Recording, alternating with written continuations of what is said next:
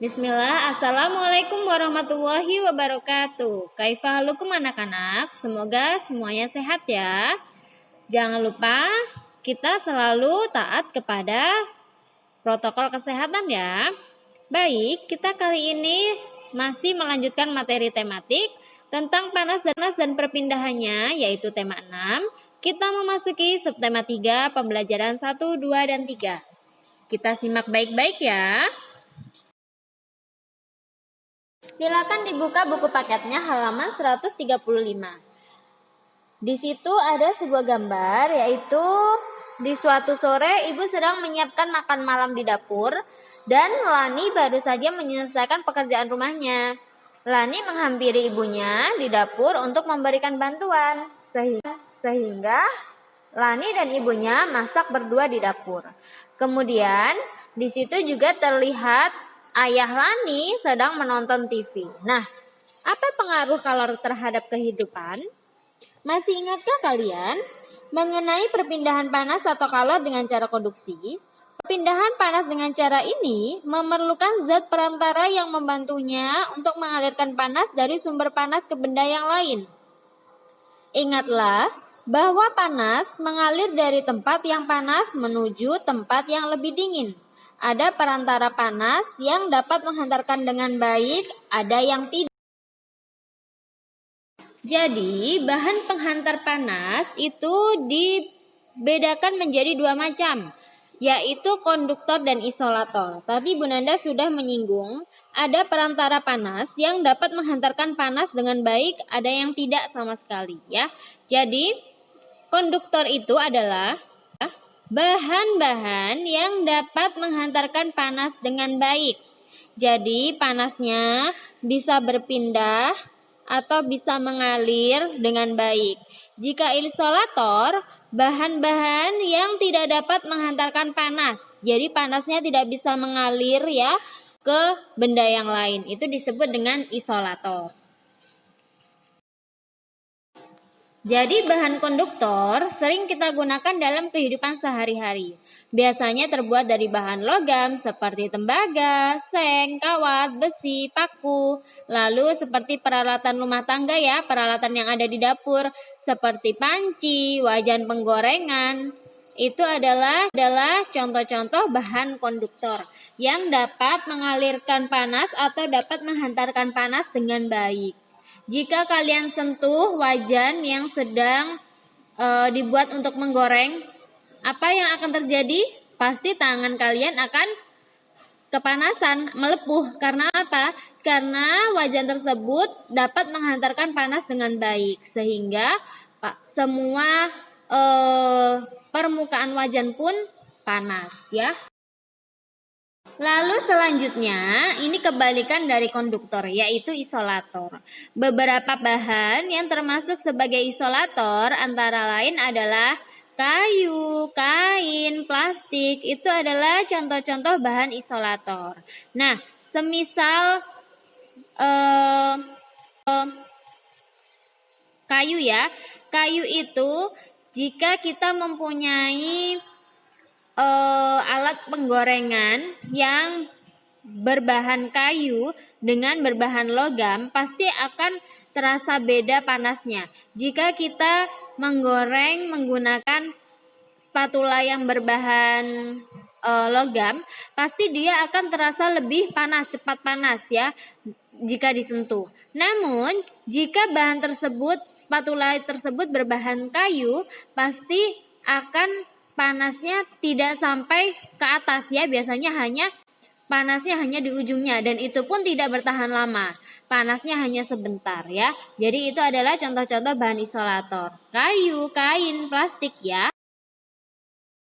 Tadi adalah contoh bahan konduktor dan isolator. Pertanyaannya, bisakah dalam satu benda itu terdapat dua macam penghantar panas, ada yang konduktor, ada yang isolator? Bisa. Contohnya apa? Contohnya panci dengan penutupnya dengan pegangannya ya. Biasanya panci itu terbuat dari logam. Kemudian pegangan panci terbuat dari kayu ya atau plastik. Kemudian untuk tutupnya biasanya terbuat dari kaca atau logam ya. Namun pegangan penutupnya biasanya berbahan plastik atau kayu ya. Jadi ketika kita memegang panci, yang panas hanya apanya? Hanya bagian logamnya itu ya, bagian di dalamnya itu. Namun untuk pegangan dan tutup pancinya tidak akan panas karena berbahan isolator ya. Jadi itu adalah contoh benda dari gabungan isolator dan konduktor. Selanjutnya, mari kita buka buku paket halaman 146. Silakan dibaca dulu ya. Bacaan yang berjudul Sejarah Termos ya. Bunda akan membahasnya sedikit, nanti bisa kalian baca sendiri di rumah bacaannya. Jadi, termos itu pertama kali ditemukan dan diciptakan pada tahun 1902 oleh seorang ilmuwan yang bernama Sir James Dewar ya. Jadi beliau menemukan termos waktu itu untuk kebutuhannya untuk menjaga agar minuman bayinya tetap hangat.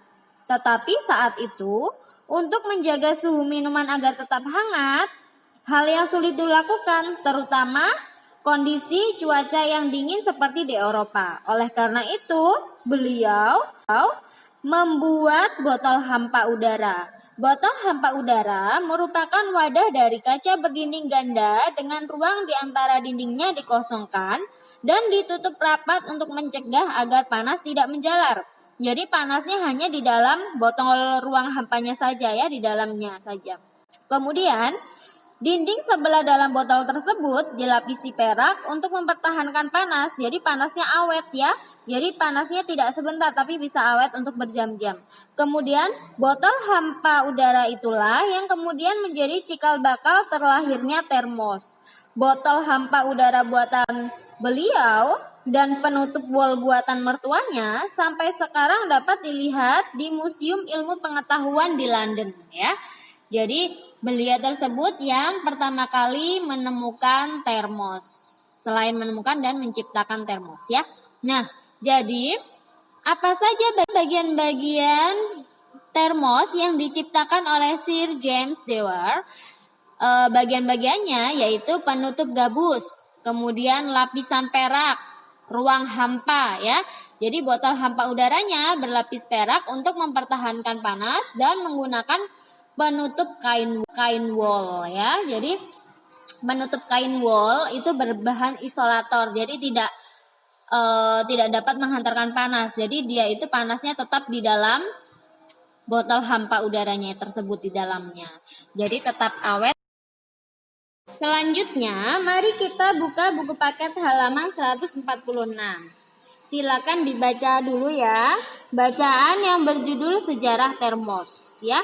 Bunda akan membahasnya sedikit, nanti bisa kalian baca sendiri di rumah bacaannya. Jadi, termos itu pertama kali ditemukan dan diciptakan pada tahun 1902 oleh seorang ilmuwan yang bernama Sir James Dewar ya.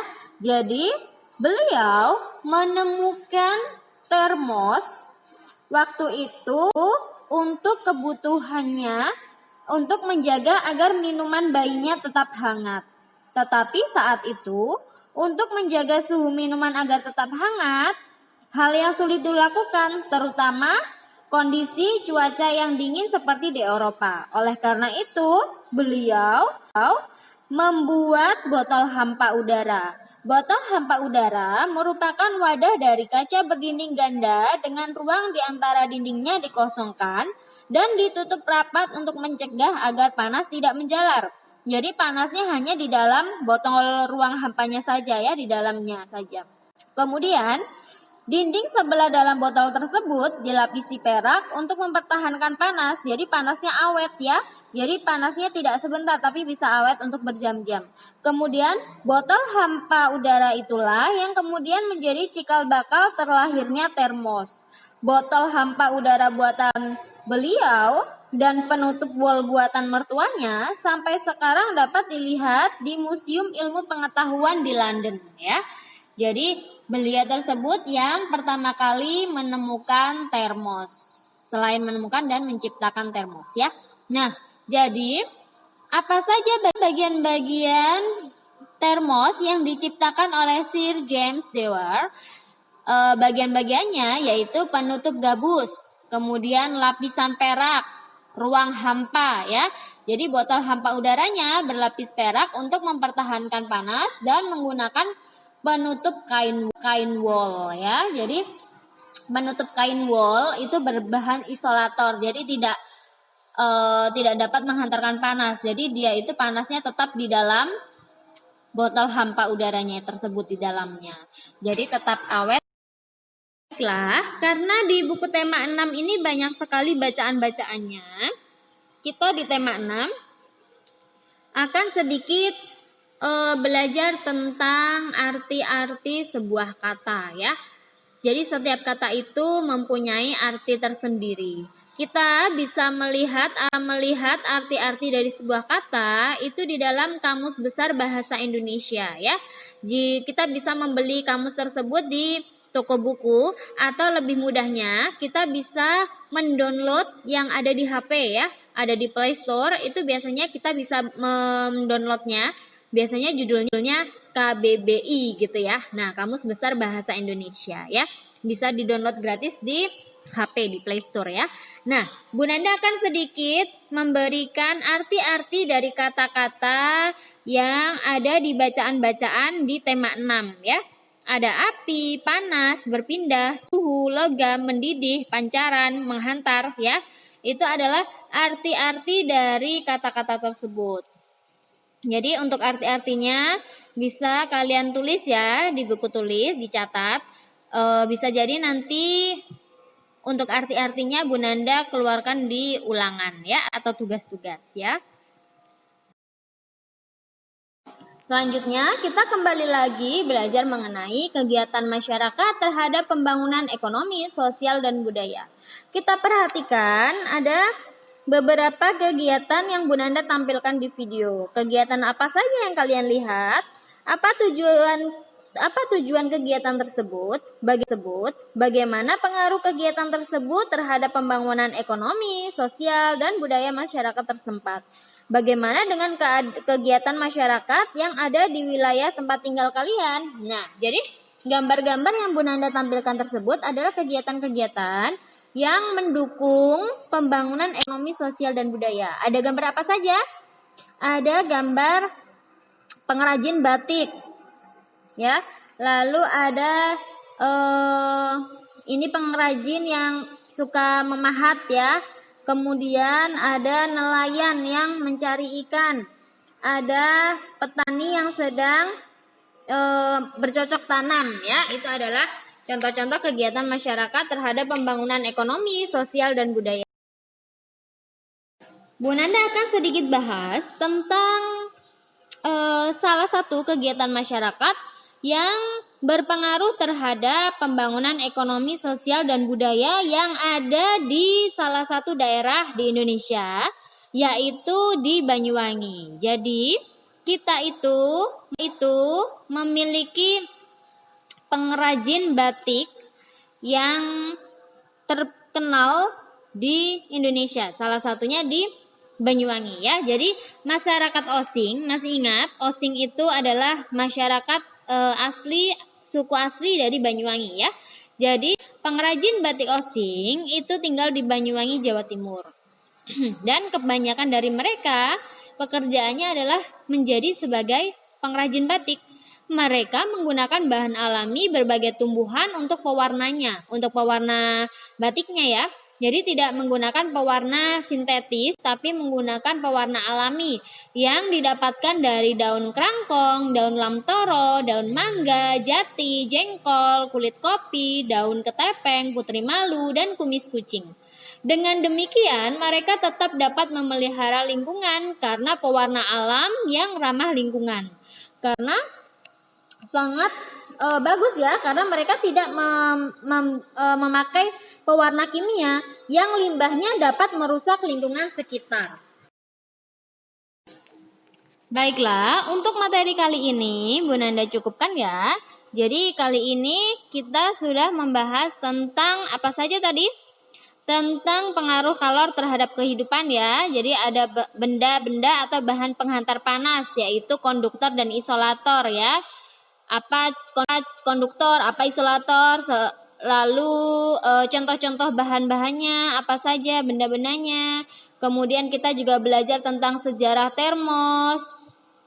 Kemudian belajar tentang kegiatan masyarakat yang terhadap pembangunan ekonomi, sosial, dan budaya ya. Jadi untuk kali ini Bu Nanda cukupkan materinya. Tidak ada tugas ya. Bu Nanda sudahi. Assalamualaikum warahmatullahi wabarakatuh.